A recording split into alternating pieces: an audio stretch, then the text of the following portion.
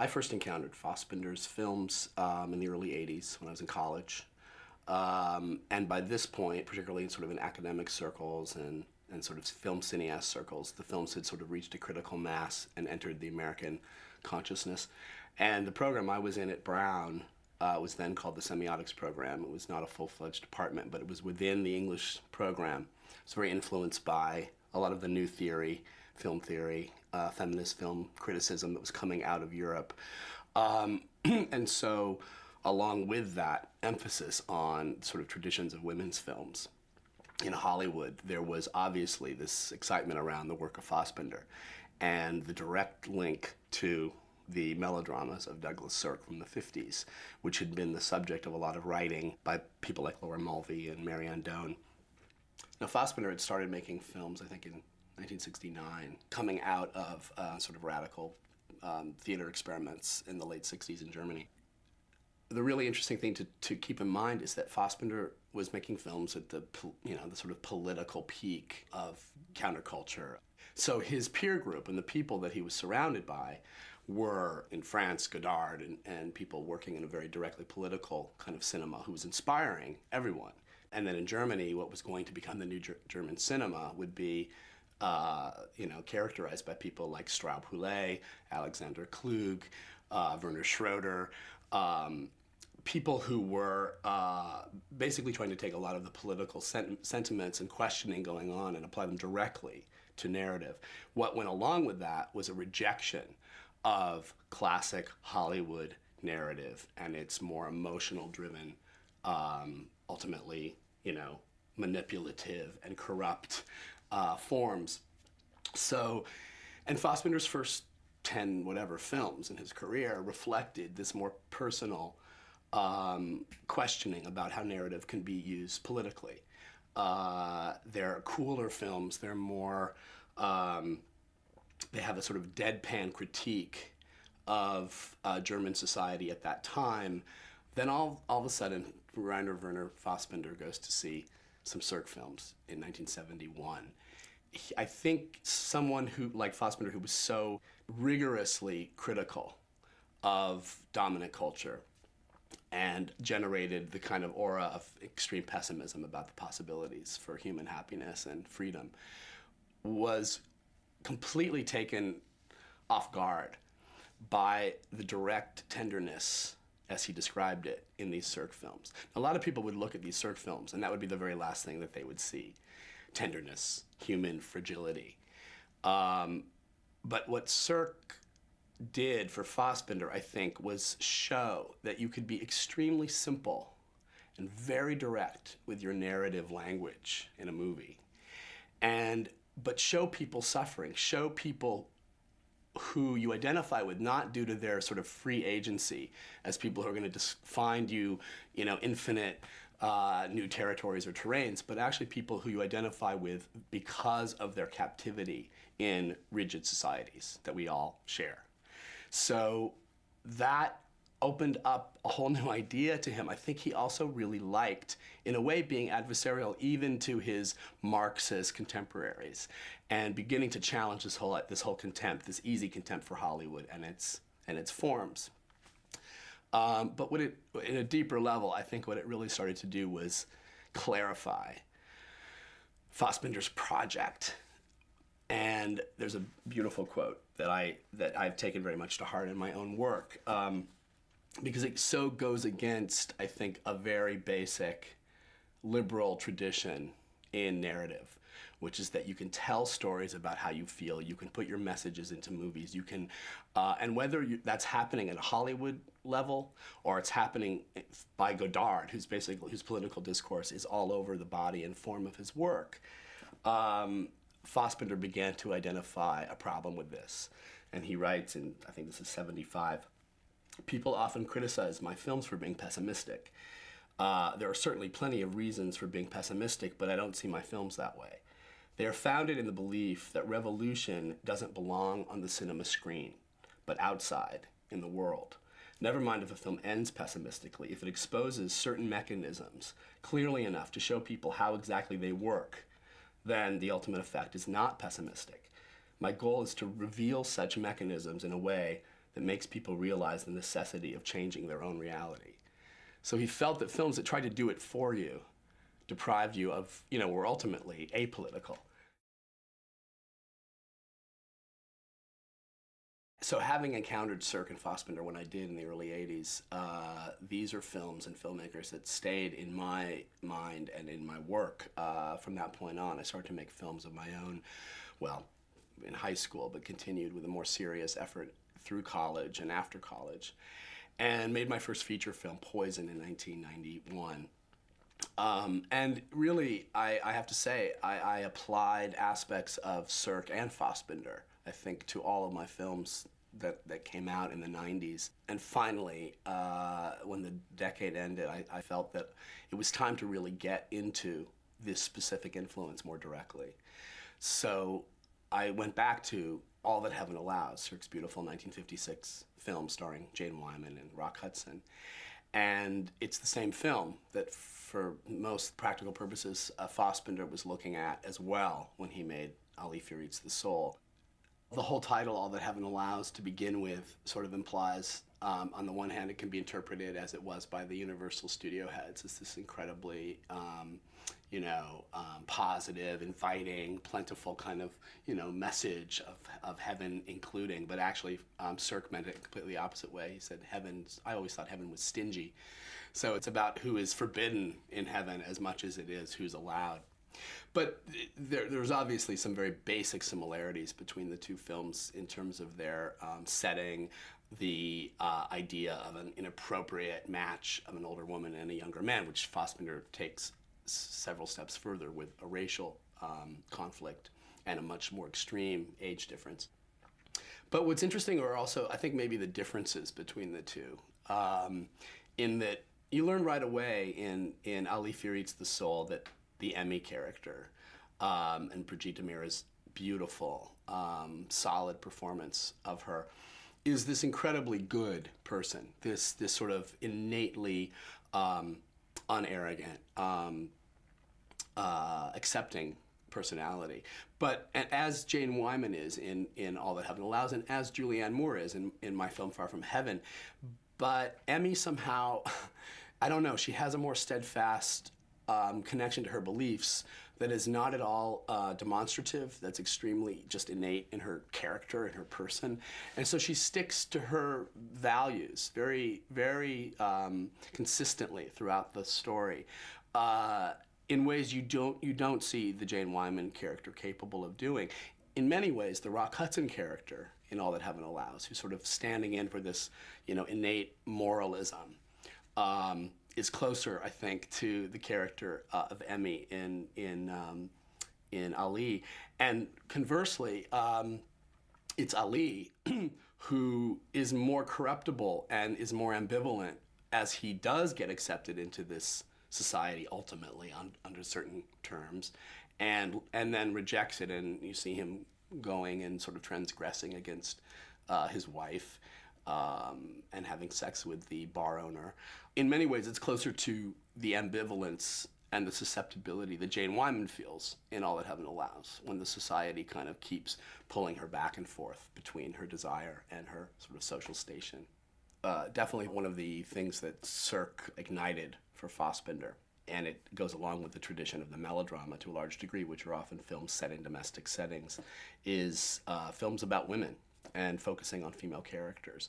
Hana Shagula was already figuring in the early films of Fassbinder, but it wouldn't be till later that she really became singled out almost as his leading female star, and in films that became increasingly about central female characters, whether or not they fell into this sort of domestic melodrama definition. But when he first saw the Sirk films, he was struck by a whole different way in which women were pictured in these films. And without eschewing the conventions of narrative filmmaking from that particular time, he saw a different kind of treatment of women, and he describes this when he writes about the Douglas Sirk films. In Douglas Sirk movies, the women think. I haven't noticed that with any other director, with any. Usually women just react, do the things women do, and here they actually think. That's something you've got to see. That gives you hope. So again, there was something innately tender, hopeful, positive, things you don't associate with Rainer Werner Fassbinder in general, in what he saw in Sirk and his ability to sort of give a loving care to the central female characters in these films. And how much the more passive role of a female in a social setting can describe about the limits and the desires of people struggling within societies.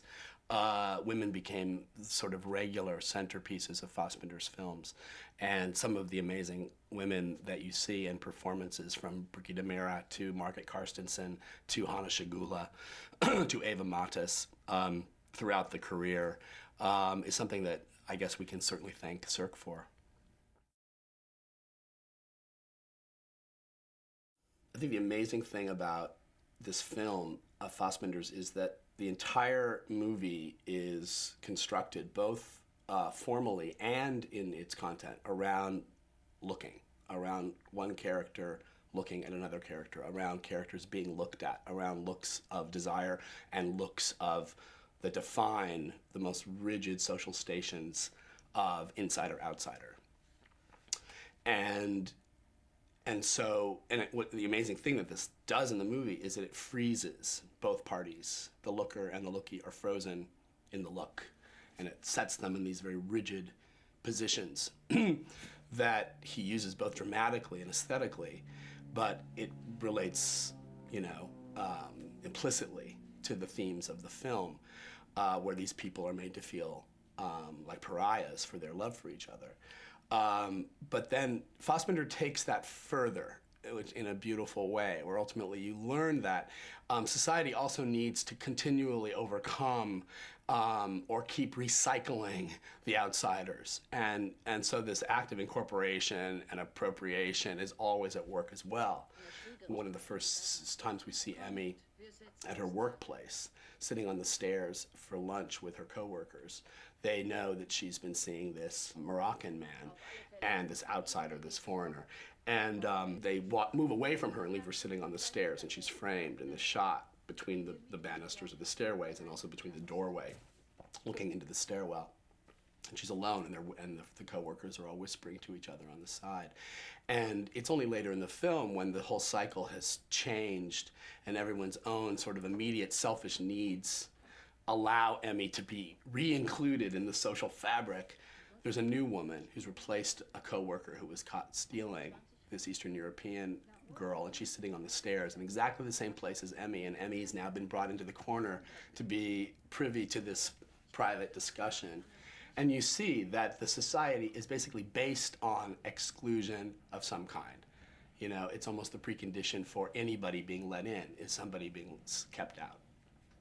The tension between our distance as viewers from the film, the way in which he is constantly framing these characters through doorways in these very static, stiff shots, and in many ways the blocking of the actors is conceived accordingly. There's a kind of rigidity of their movements, and the scene where Ali is finally accepted by Emmy's friends is played out in this beautifully sustained long shot of the entire living room, where Emmy finally says, "Oh, come up and feel his muscles." And all the ladies kind of run up in the same held shot and start feeling Ali's muscles. And we're kept at a distance from him. And in a way, it makes me wonder about this whole idea of identification that's supposed to be where distance and alienation is supposed to be the biggest barrier to identification with a character. In this case, the distance that we feel physically from Ali almost deepens our identification with him because of the distance that he's feeling in this new alienated acceptance.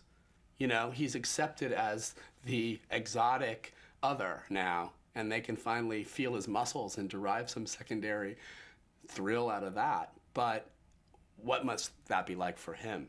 And the distance that Fassbinder insists on, I think deepens the identification and deepens the connection to that character. Another beautiful scene in which this whole tension between the fragility of these people's lives and the rigidity and stiffness of the visual treatment is the beautiful open-air restaurant scene in Ali Fear Eats the Soul, which I think is maybe the most beautiful scene in the film and one of the most beautiful in Fassbinder. And it's a scene I've even quoted in some of my films. I blatantly rip it off in my film Poison. That scene is described beautifully by Christian Broad Thompson in his book on Fassbinder. The deliberate stiffness of the arrangement constitutes an effective contrast to Emmy's tears, so that Fassbinder summarizes in a single brilliant moment what he has always been striving for: emotional density and intellectual clarity, identification and distance, sympathy and observation.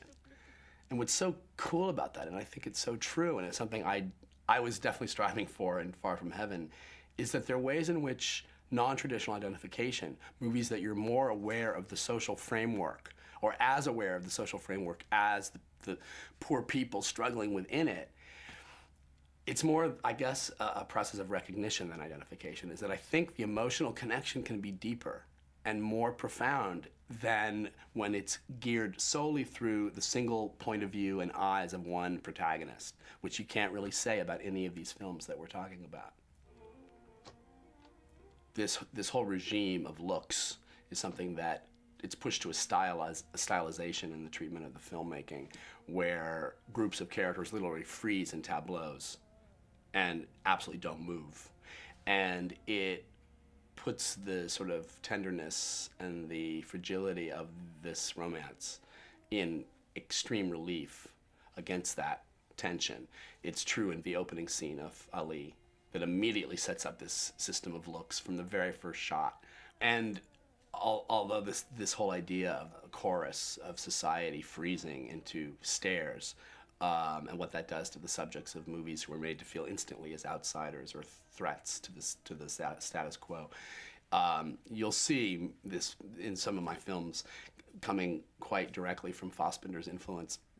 In Far From Heaven, it really becomes a thematic element in the story.